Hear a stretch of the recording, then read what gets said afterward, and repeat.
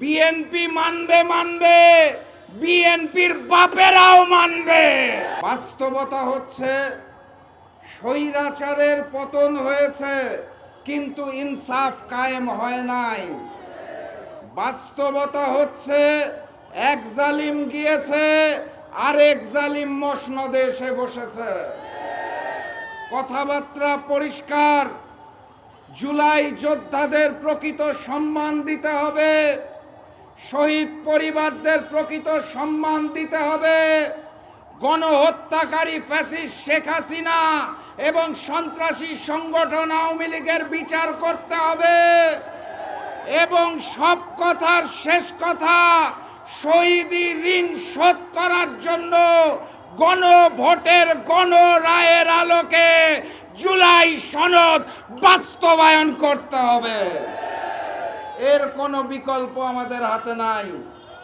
ক্ষমতার মসনদে এসে কেউ যদি মনে করে থাকে নতুন করে ওই হিন্দুস্তানের গোলামি করবে, নতুন করে জালিম হয়ে উঠবে, শহীদি রক্তের সাথে বেঈমানি করবে, তাহলে স্পষ্ট ভাষায় জানিয়ে দিতে চাই, আপনাদের মসনদ টিকবে না।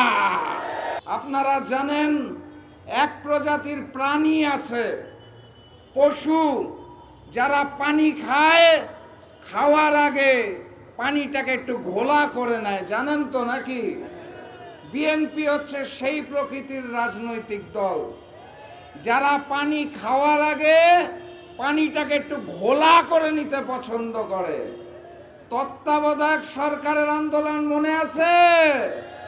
বিএনপি নাকি মানে না, পানিটা ঘোলা করার পর ঠিকই পান করে। গণভোটের গণরায়ের আলোকে জুলাই সনদের একই অবস্থা হয়েছে। বিএনপি মানবে মানবে, বিএনপির বাপেরাও মানবে।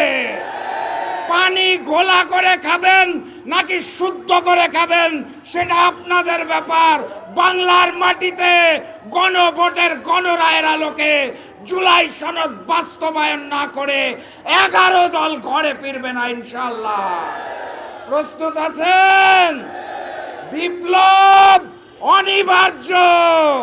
ইনকিলাব ইনকিলাব, ইনকিলাব ইনকিলাব, দিল্লি না ঢাকা,